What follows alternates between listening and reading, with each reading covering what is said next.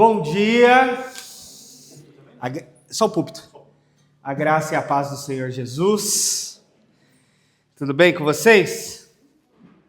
Devidamente animados com a Copa do Mundo? Sim, amém, amém. Quarta-feira vamos assistir o jogo aqui de novo, se Deus quiser. Você tá nessa convocação aí.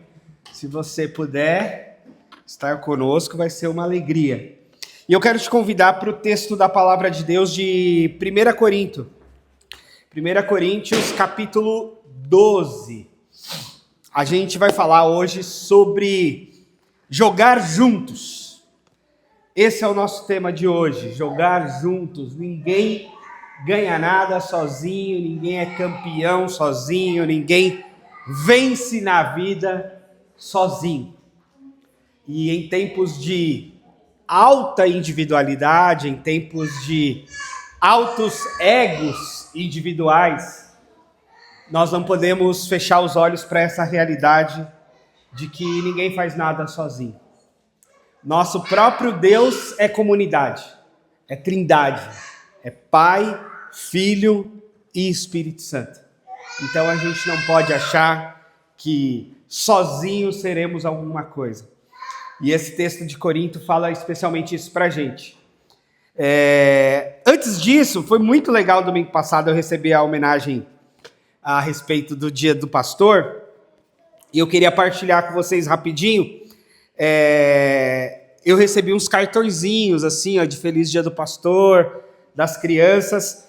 O meu filho foi o único que não escreveu nada no cartão. Só escreveu o meu nome e o nome dele. Porque no cartão é assim, eu agradeço ao pastor, eu agradeço a Deus pela sua vida. E aí tinha que escrever uma frase para o pastor. Meu filho não escreveu nada, tudo bem.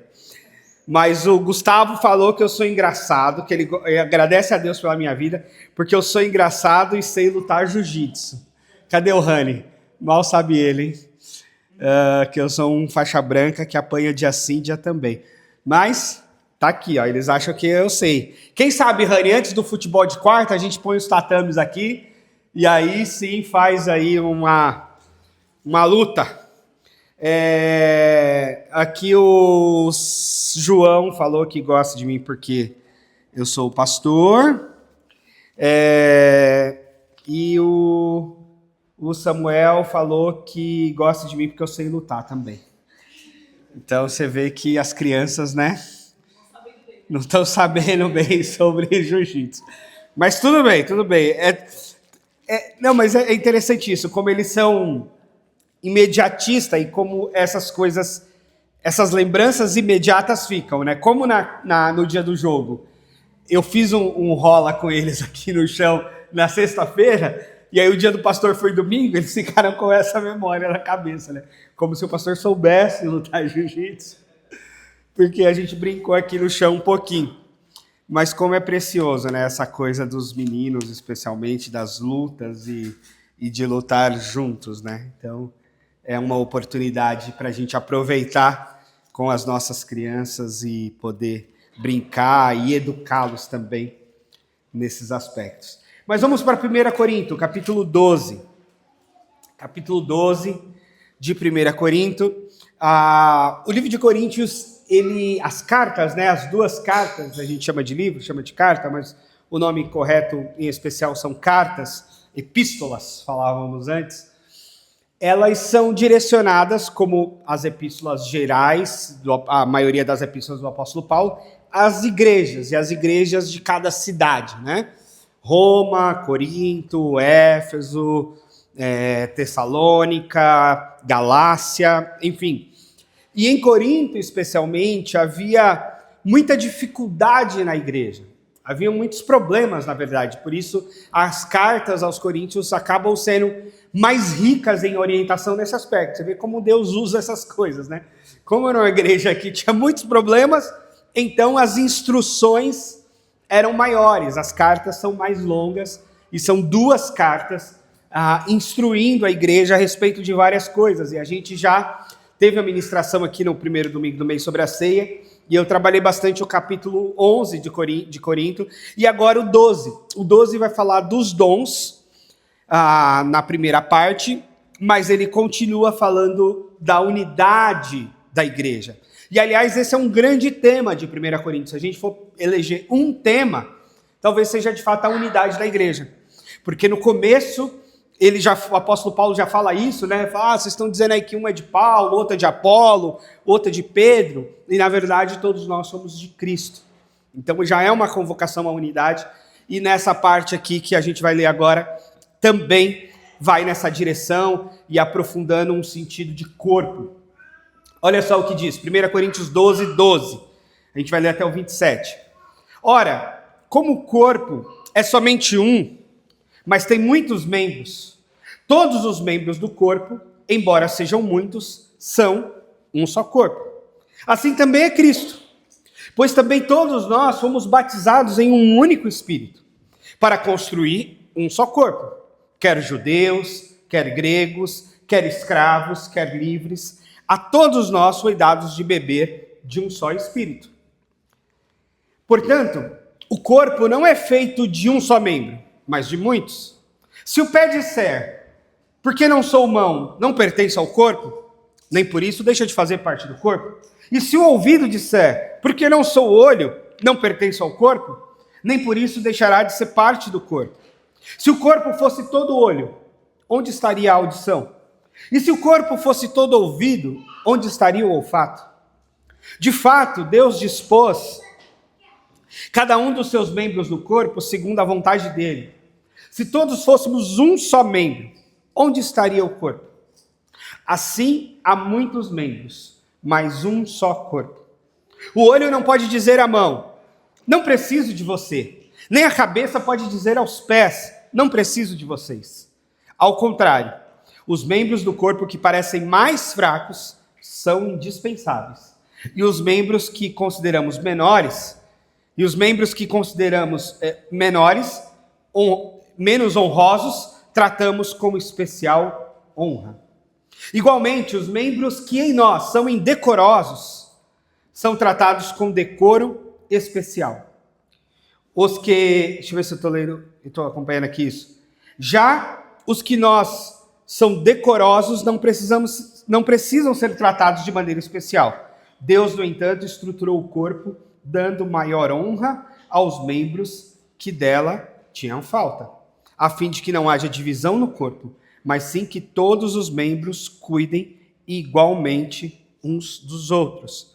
Se um membro sofre, sofremos com ele.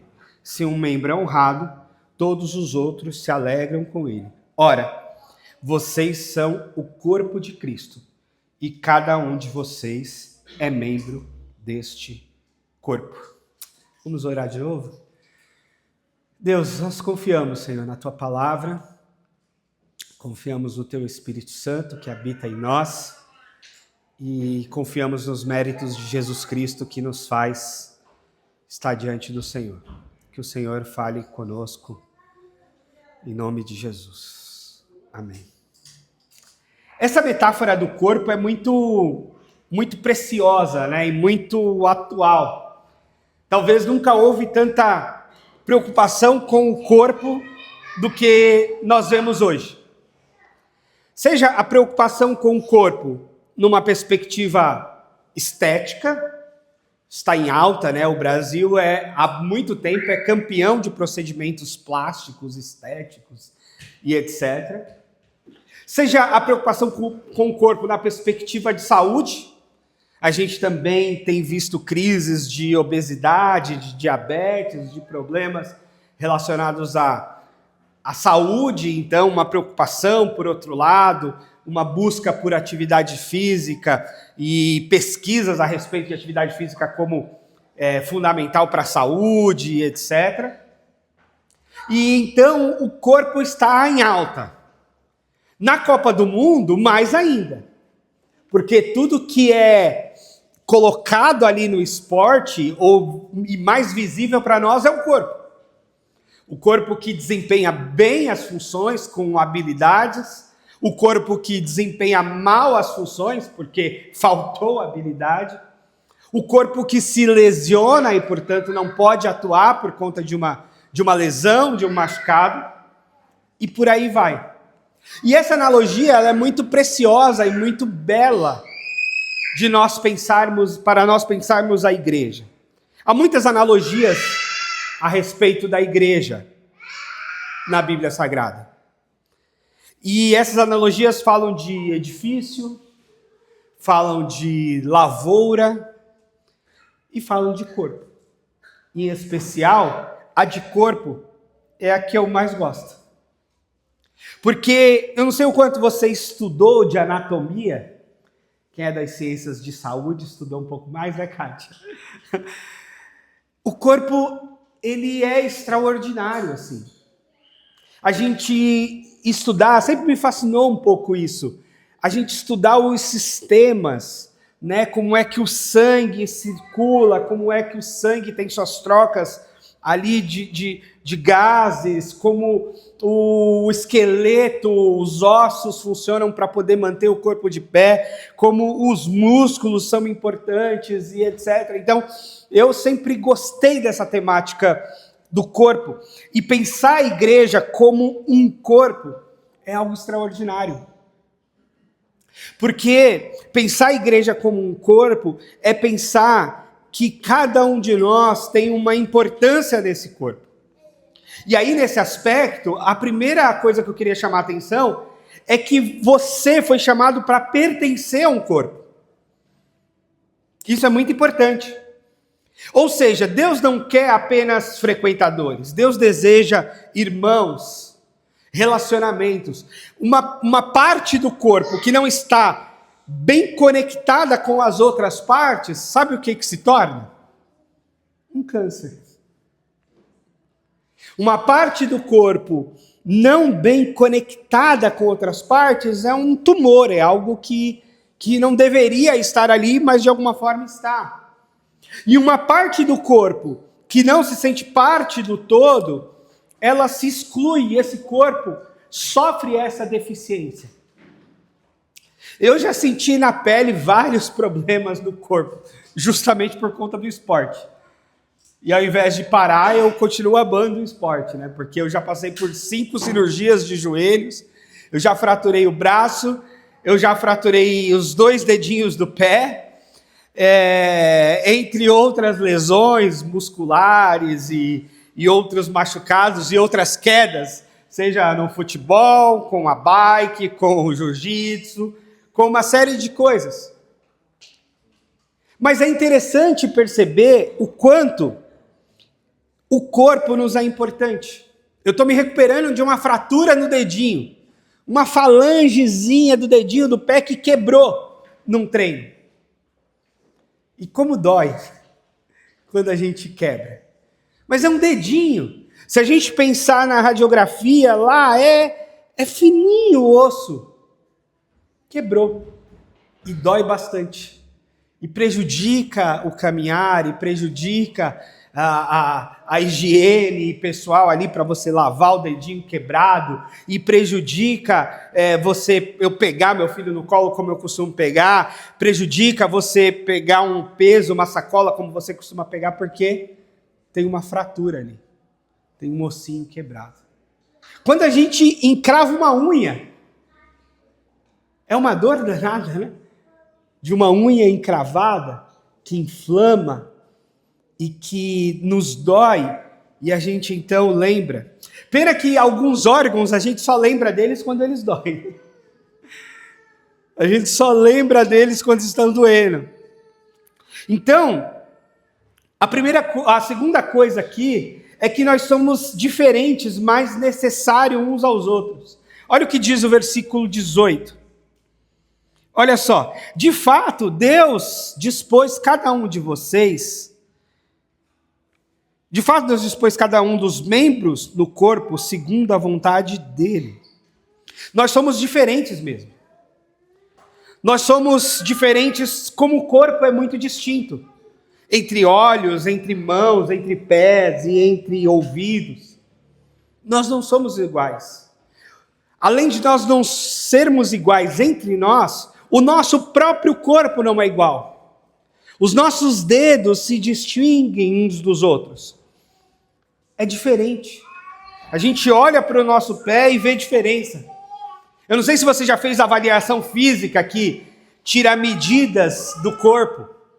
Às vezes quem treina, a gente que faz academia, às vezes faz essas avaliações físicas que tiram medida. E por vezes a gente tem um lado dominante que é maior. Meu braço direito é um pouquinho maior que o esquerdo, a minha perna direita é um pouco maior que a esquerda em termos de musculatura. Porque a gente tende a fazer força de um lado, mais força de um lado, e isso acaba sendo dominante. Olha só, não é igual. Nem o nosso lado é igual ao outro.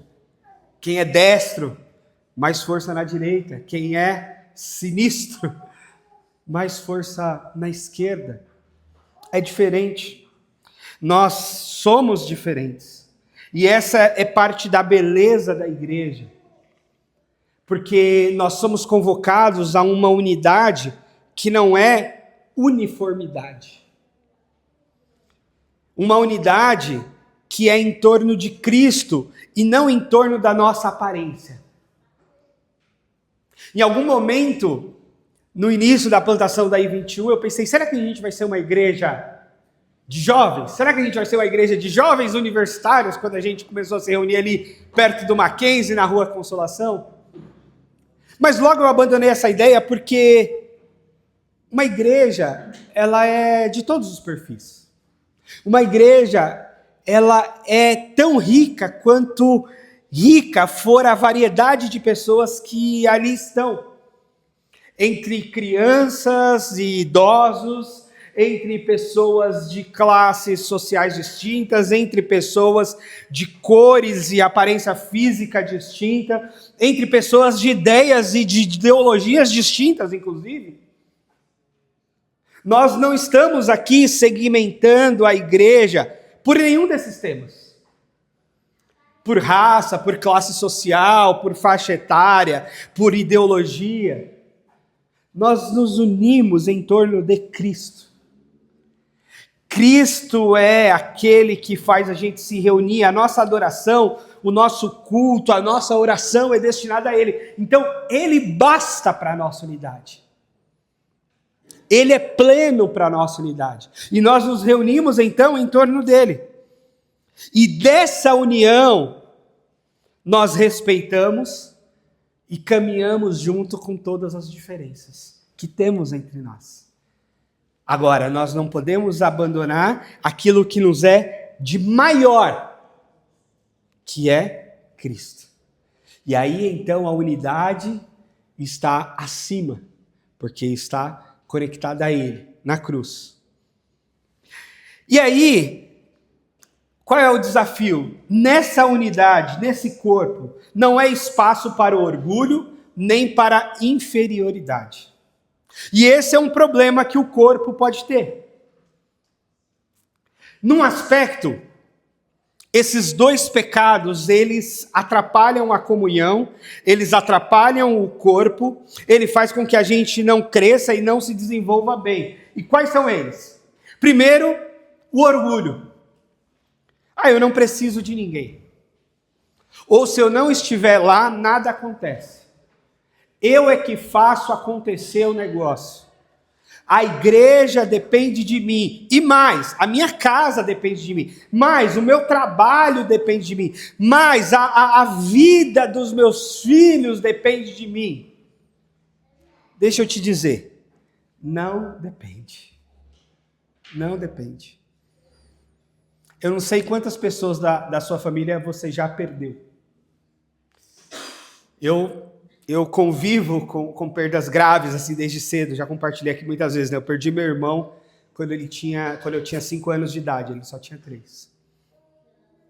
Depois eu perdi meu pai quando eu tinha 21, eu perdi tios.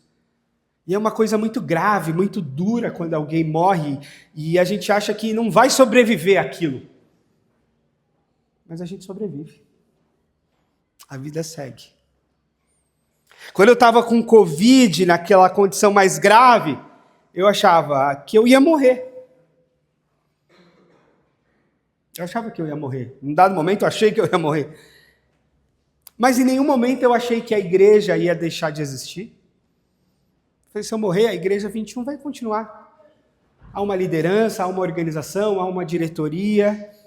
Eles vão se juntar, eles vão tem outros pastores na igreja, vai seguir. A vida da minha esposa, viúva, seria muito difícil, mas iria seguir. Possivelmente casaria de novo. A vida do meu filho, sem pai, com 40 dias de idade, seria muito difícil, mas iria sobreviver. Ele ia seguir, como tantas outras crianças que não têm pai. Órfãos de pais vivos, às vezes, ou de pais falecidos. Então, essa arrogância de que sem mim nada podeis fazer, né? Essas são palavras de Jesus, não podem ser as nossas. Sem mim nada podeis fazer. Se eu não estiver aqui, a coisa não acontece. Acontece. Se eu não estiver aqui, olha, se eu não estiver nesse trabalho, se eu não estiver nessa casa, se eu não estiver nessa igreja, se eu não estiver, nada vai acontecer. Deixa eu te dizer. Você vai morrer e as coisas vão continuar. Lógico que haverá dor, haverá tristeza, você fará falta, mas vai seguir. E, inclusive, nós temos que ter uma vida organizada de um jeito que, se você morrer, as coisas não sejam dificultadas para as pessoas, mas facilitadas. A minha avó diz muito isso, minha avó tem 93 anos, está no pique total. Mas todo mundo sabe o dinheiro na conta dela, o cartão e a senha, tudo preparado para no dia que ela morrer, ela fala, não vou dar despesa para ninguém, já está lá guardado o dinheiro do caixão, o dinheiro do velório, o dinheiro das coisas, está tudo organizado. Ninguém precisa se preocupar, está tudo certo. Sem trabalho. Organiza. Quando eu achei que eu ia morrer, eu liguei para Jandira. Jandira, está aqui meu seguro funeral, passei algumas orientações e tal. Está aí. Se eu for, eu quero facilitar a vida de quem fica. Porque vai seguir a vida. Vai seguir. Não tem essa de que, meu Deus, morreu, acabou o mundo. Não. Não é assim. Não podemos ter essa pretensão, nem esse orgulho. Mas não podemos ter o sentimento e orgulho de que nós podemos fazer algo sozinhos. O que a gente faz sozinho? Diz para mim. O que você faz sozinho, absolutamente sozinho? Muito pouco. Quase nada. A gente depende o tempo inteiro uns dos outros. Do dia que a gente nasceu, que a gente precisou de todo um aparato médico, junto com a nossa mãe para nos colocar no mundo. Até o dia que a gente morrer, nós vamos precisar de muita gente. Nós vamos precisar de profissionais de saúde, nós vamos precisar dos profissionais de transporte, nós vamos precisar do pessoal da segurança pública, nós precisamos de vários profissionais, de várias pessoas. Para você chegar aqui, você precisou. Você provavelmente veio com um veículo que você não construiu, que alguém construiu para você usar. Mas eu paguei por ele. Sim, mas você não faria sozinho. Ou você construiria seu carro sozinho. Alguém fez. E você usa. É assim que é. A gente precisa. Nós não construiríamos essas paredes, essa igreja, nós não construiríamos esses equipamentos tecnológicos. Alguém teve que construir para a gente. Nós não teríamos uma Bíblia em português para ler. Se lá atrás o padre português João Ferreira de Almeida não tivesse debruçado na tradução, e depois dessa outros tradutores, outras traduções, para a gente conseguir ler a Bíblia hoje, porque nós provavelmente não sabemos ler hebraico ou grego. A gente está o tempo todo precisando de pessoas. E a gente precisa lembrar isso, e isso vai nos dar um senso de humildade, e isso vai fazer com que a gente não tenha orgulho, não caia nesse pecado do orgulho. Não nos cabe, não é possível a gente bater no peito e dizer assim, eu resolvo minha parada, eu resolvo minha vida. Resolve. Eu não consigo nem enxergar se alguém não fizer um óculos para mim. Eu não consigo nem, sei lá o quê, me cuidar, me lavar se alguém não fabricar um sabonete para eu usar. A gente precisa o tempo todo uns dos outros. A gente precisa o tempo todo. Então isso deve nos dar um senso de humildade gigante. De pensar, não faço nada sozinho. Preciso. E acho que essa é uma das belezas da nossa fé, porque Deus, que é o soberano, o Senhor de todas as coisas, o único que se basta no universo, de fato, porque ele não foi criado por ninguém e ele criou todas as coisas, então ele se basta. E ainda assim, ele é Pai, Filho e Espírito Santo. Ainda assim, ele é comunidade, ainda assim, ele é trindade, ainda assim, ele divide funções. Ele compartilha funções com a Santíssima Trindade, com os anjos e conosco, como seus filhos e filhas. Então esse pecado não deve nos ter lugar em nós. Agora, tem um outro pecado que vai na contramão. Você vê que normalmente a linha do meio é a da sabedoria. Por quê? Porque existe um outro pecado que é a da inferioridade. Sim, é um pecado. A autodepreciação, se o orgulho é um pecado de um lado, a autodepreciação é um pecado de outro lado. Porque embora você não resolva tudo sozinho, e embora você não dê conta da vida sozinho, você tem um papel relevante no mundo. Você tem um papel relevante na sua casa. Você tem um papel relevante na sociedade. Você tem um papel relevante aqui na igreja. Então não é porque você não resolve tudo sozinho, é que o seu papel e a sua vida não é relevante. É e deve ser. E você deve levar isso a sério. Você deve levar a sério a diferença que você faz no mundo. Você deve levar a sério os seus dons, os seus talentos, a sua personalidade, o seu jeito de ser, que é único no mundo. É único no mundo. Quem pode ser o pai do Estevão? Eu. Só eu. Ele pode ter outras pessoas que vão abençoá-lo, ele vai ter, e já tem, avô, tio, amigos, irmãos da igreja, cuidadores, professores. Uma bênção. E todas essas figuras são importantes para ele. Mas o pai dele sou eu. A voz do pai é a minha voz para ele. O direcionamento, o ensino, os limites, a educação de pai, é eu que dou. Eu sou pai. Nesse aspecto, eu sou figura única, intransferível. Você é a mãe. Você é a única mãe. Ah, tem gente que faz um papel de mãe. É possível. Mas a mãe é você. A voz da mãe é a sua voz. É você. É insubstituível, é intransferível. Ah, meu filho não sobreviveria sem mim? Sobreviveria. Ele não sobreviveria sozinho no mundo. Sobreviveria com outras pessoas sem a mãe. Mas a mãe é você. Só tem você para ser a mãe dele. Seu papel é único e fundamental nesse aspecto. E nós não devemos nos inferiorizar, imaginar, eu não faço nenhuma diferença. Eu não vou falar nada porque não faz diferença nenhuma falar ou não falar. Eu não vou fazer nada porque não faz diferença nenhuma eu fazer ou não fazer. Isso é se isentar de responsabilidade, isso é fugir de responsabilidade, isso é não valorizar quem você é e quem Deus te criou para ser. Uma pessoa com dons, uma pessoa com talentos, uma pessoa com inteligências, uma pessoa com traços únicos e importantes no mundo, sim.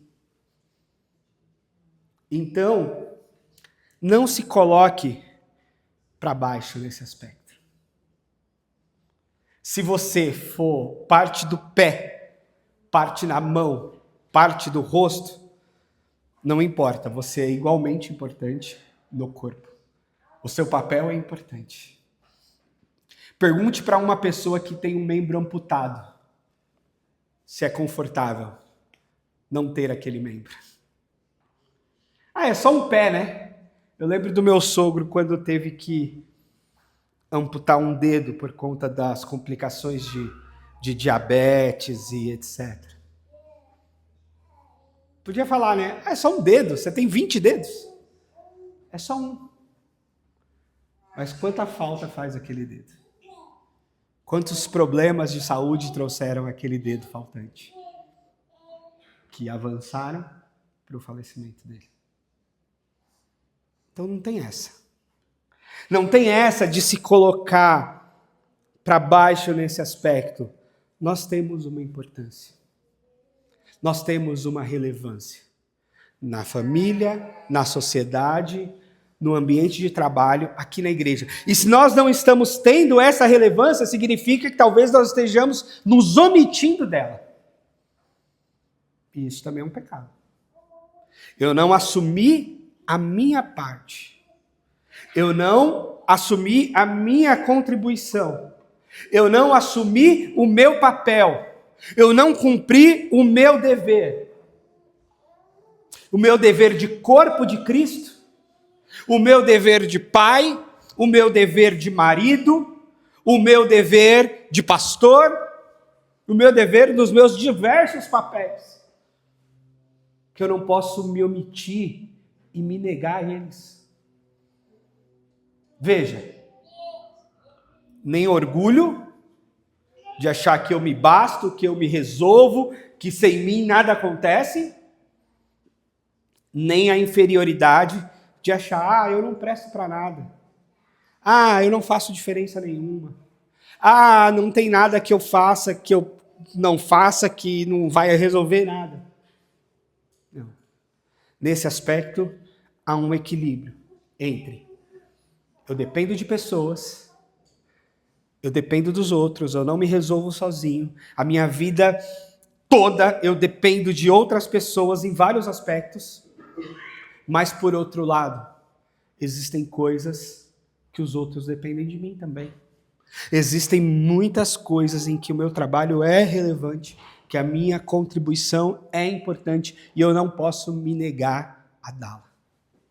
Eu não posso me furtar dessa responsabilidade. Se Deus me deu 2 mãos, se Deus me deu 2 pés, se Deus me deu inteligência, se Deus me deu dons, se Deus me chamou, me deu uma vocação, isso é importante de ser usado. E quantas pessoas, não é, desperdiçam a vida? Não é assim que a gente fala? A pessoa se joga de uma ponte e a gente fala, desperdiçou a vida. A pessoa cai e se joga lá no mundo das drogas. A gente diz, está desperdiçando a vida. A pessoa se entrega ao consumo de álcool. A gente diz, está desperdiçando a vida. E é verdade. A gente tem um certo tabu com o suicídio, né? Com a pessoa que tira a própria vida.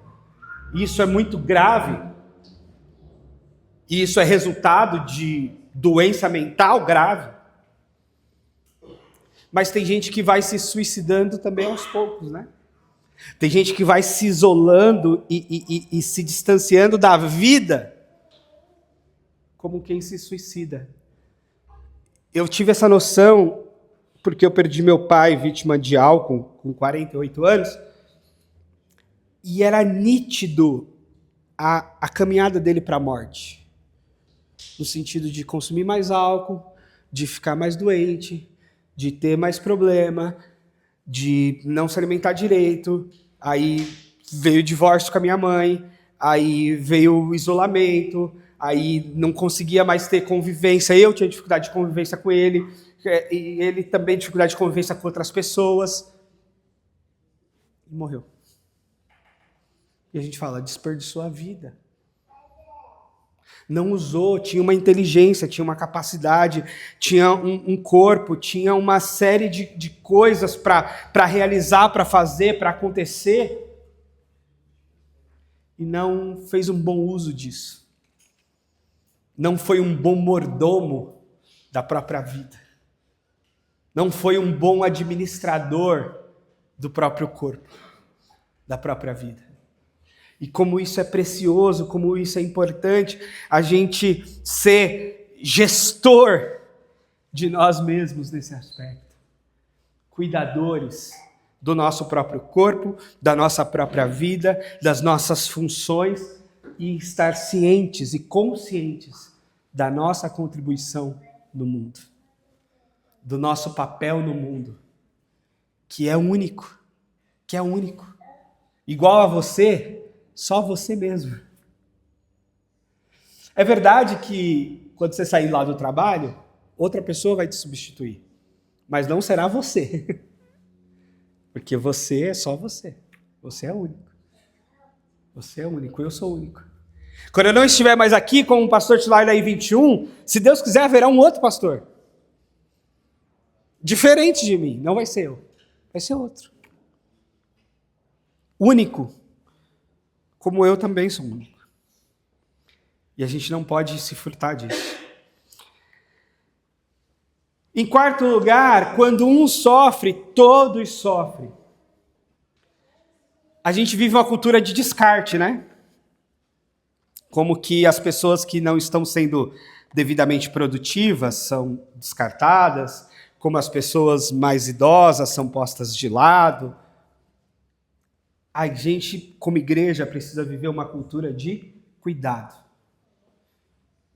Meu dedo, minha unha está inflamada, eu não vou jogar lá fora, não vou amputar meu dedo. Eu vou tratar, vou cuidar para ela ficar saudável. Eu quebrei meu dedinho do pé, eu não vou chegar lá no hospital e falar assim, arranca esse dedo logo quebrado. Não, vamos fazer uma imobilização, vamos cuidar aqui direitinho para ele colar, para ele consertar, para a gente seguir. Há uma crise no casamento, vamos acabar logo esse casamento, porque... Não. Vamos cuidar, vamos tratar, vamos entender o que está dando errado, vamos consertar. Nós não podemos jogar fora, nos jogar fora o outro, descartar como lixo. Nós devemos cuidar, consertar, reformar, ajustar, para seguirmos juntos, crescendo juntos, celebramos juntos, nos alegramos juntos, choramos juntos. E por isso você é importante aqui, sabia? Você é importante aqui se você estiver mal, para você ser ajudado.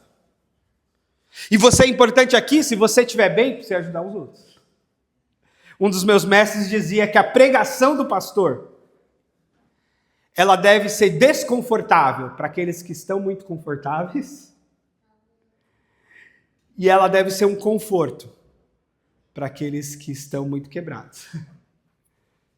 Então você está quebrado, você vem para receber um remendo. Você está fraco, você vem para receber um cuidado. Mas você está forte, você também vem para você cuidar dos outros. É assim que é. Toda vez que eu caminho com alguém, toda vez que eu aconselho casais, eu falo, olha, eu estou ajudando vocês aqui, mas eu espero que vocês ajudem outros lá na frente. Eu espero que a experiência de vocês abençoe outros. Eu espero que a longevidade da relação de vocês abençoe outros. Eu espero que a sua maturidade ajude outros a amadurecer. Essa é a jornada da vida, essa é a jornada da fé. Essa deveria ser a jornada do bom profissional, né? Ele treina os outros, ele capacita os outros, ele ajuda os outros a crescer, como ele foi ajudado também a crescer mais cedo. É assim que deve ser. E embora a gente viva numa cultura, né, de puxar o tapete, de não cooperação, quando a gente vai para o campo do esporte, a gente vê exatamente a necessidade do quê? Da cooperação. No esporte coletivo, isso é visto o tempo todo, né? Um jogo de futebol tem 11 em campo. Tem 26 convocados. E você acha que a equipe é de 26? Não. Tem técnico, tem auxiliar técnico, tem nutricionista, tem psicólogo, tem preparador físico, tem equipamentos tecnológicos, tem scout, tem uma série de pessoas ali envolvidas. Tem roupeiro, tem massagista. Tem muita gente envolvida para um negócio dar certo.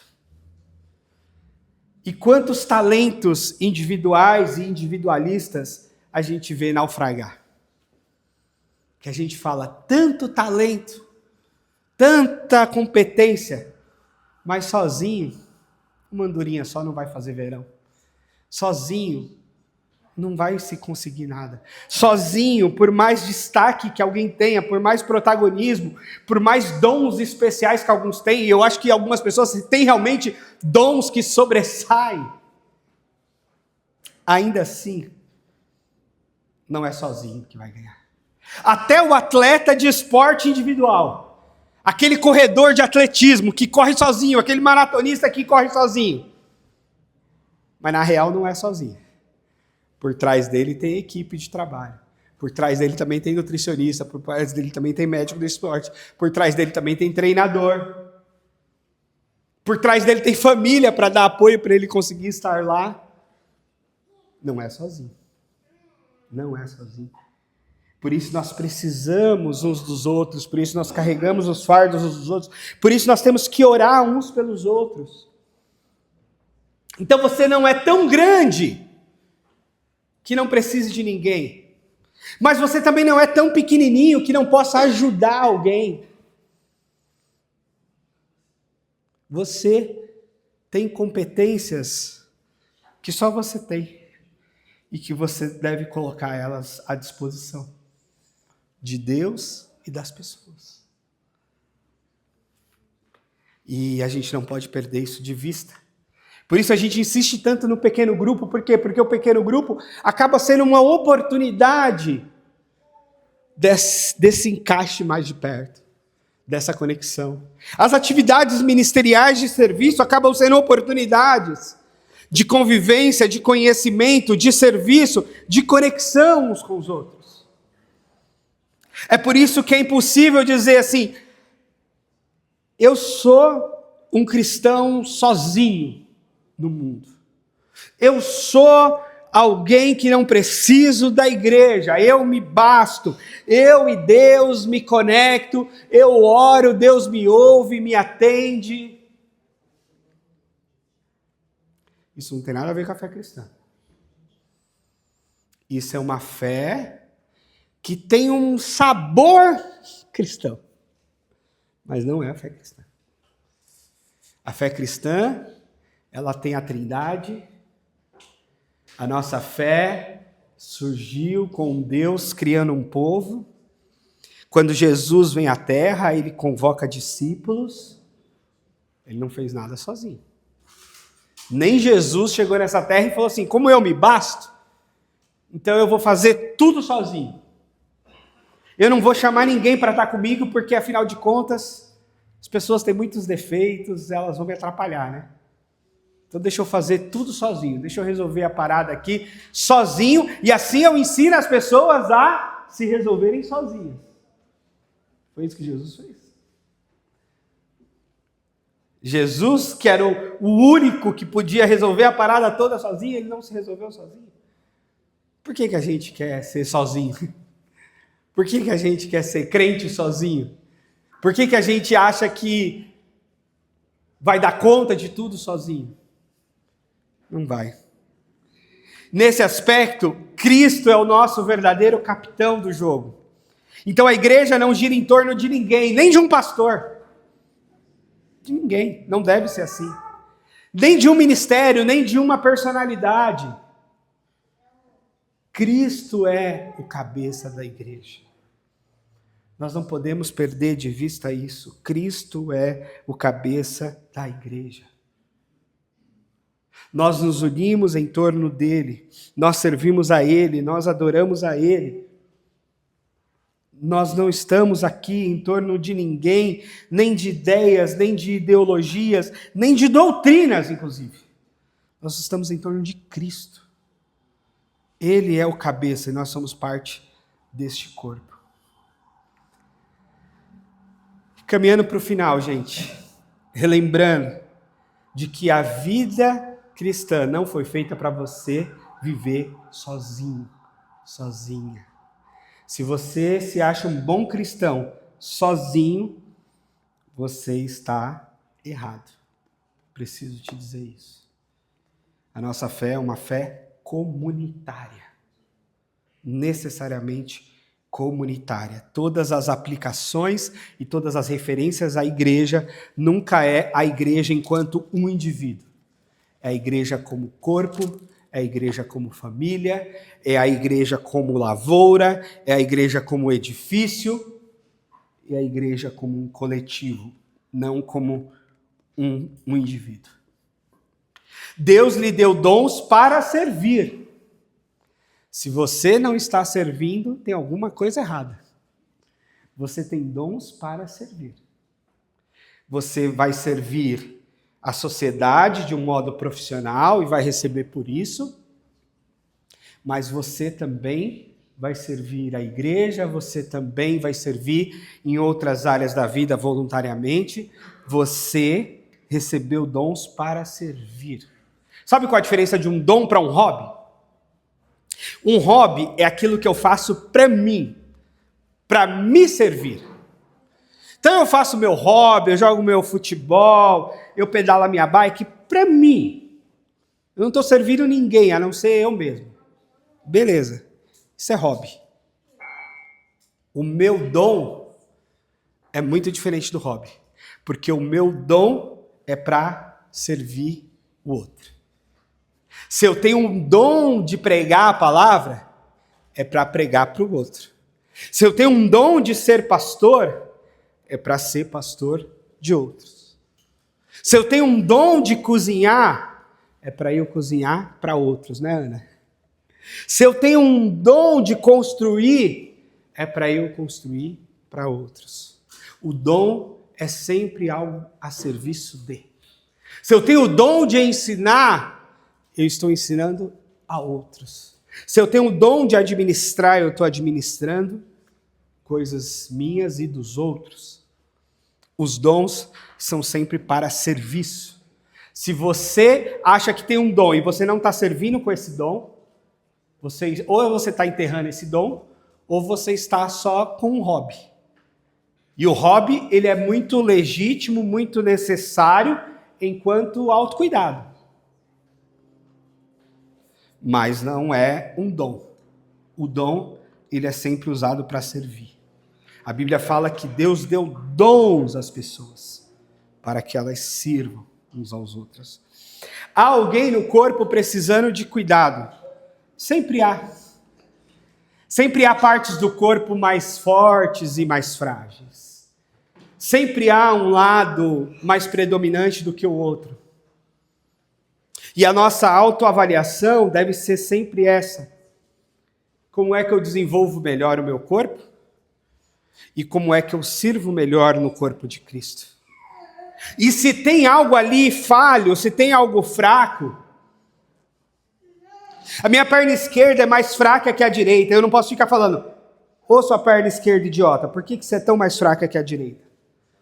Eu preciso fortalecer essa esquerda, para ela ser igualmente forte, junto com a direita. Então eu não acuso o mais fraco, eu fortaleço o mais fraco. Eu auxilio o mais fraco. Eu levanto o mais fraco. Porque esse mais fraco de pé, esse mais fraco fortalecido, ele vai se tornar forte. Ele vai se fortalecer. E sempre há isso. E nós precisamos reconhecer isso em nós e nos outros. E, como eu já falei, os nossos semiários, os nossos pequenos grupos, são uma expressão muito especial da nossa vida em corpo.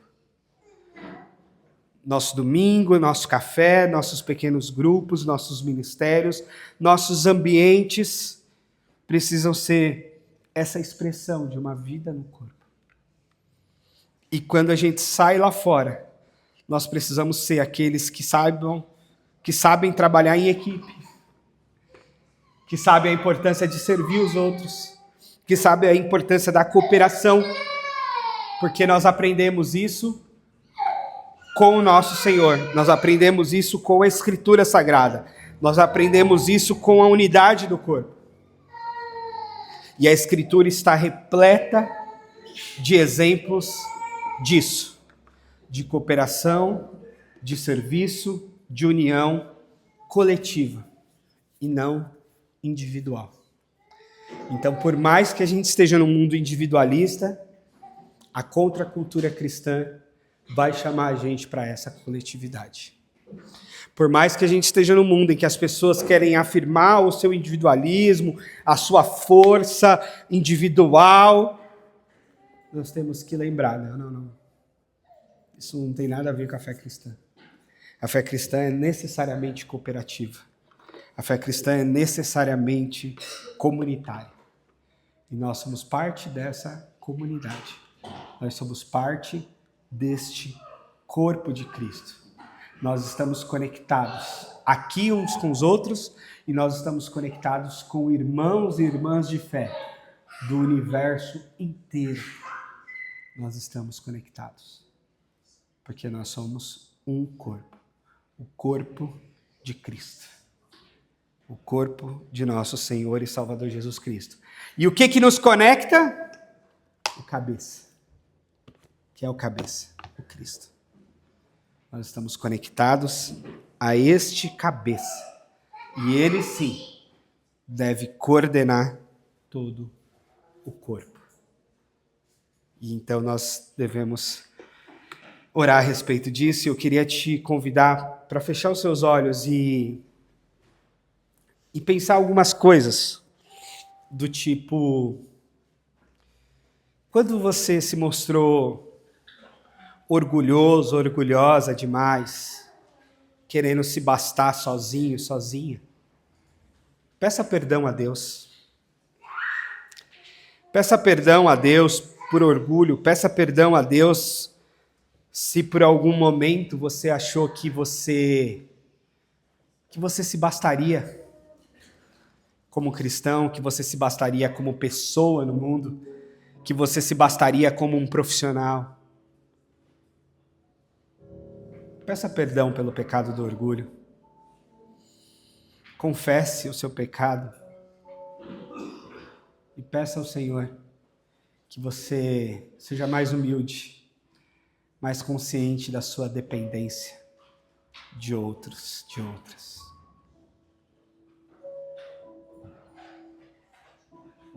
Talvez alguém foi alvo do seu orgulho. Se alguém foi prejudicado pelo seu orgulho, peça perdão também. Reconheça que o seu orgulho faz mal para você e para os outros. Mas por outro lado também, se em algum momento você se colocou para baixo demais, você se sentiu ou se sente inferiorizado, talvez haja um problema de baixa autoestima, também peça perdão a Deus. E se posicione como um filho amado de Deus, como uma filha amada de Deus.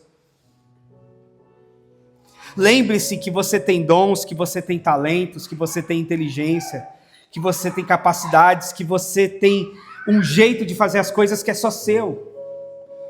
Que você tem papéis nesse mundo que são intransferíveis, que são só seus.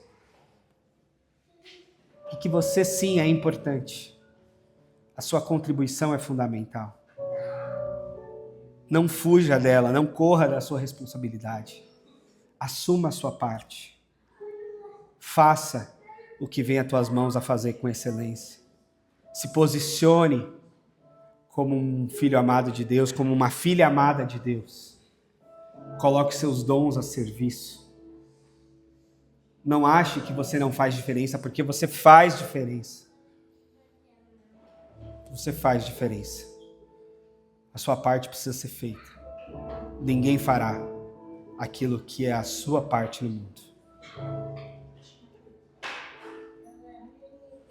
Considere isso diante de Deus, para você sair daqui assumindo responsabilidades. com a igreja, com a sua família, no seu trabalho,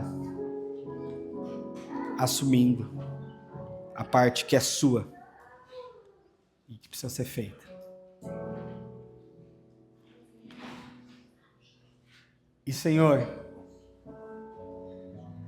que o Senhor escute a nossa oração, que o Senhor sonde os nossos corações, os nossos pensamentos, que o Senhor revele a cada um de nós a nossa parte, e que o Senhor nos ajude a cumprir o propósito do Senhor para cada um de nós, a vivermos dignamente as nossas vocações, a sermos diligentes, cuidadosos com aquilo que é a nossa parte, com aquilo que é a nossa responsabilidade, com aquilo que diz respeito aos nossos dons, aos nossos talentos. Nos ajude, Senhor.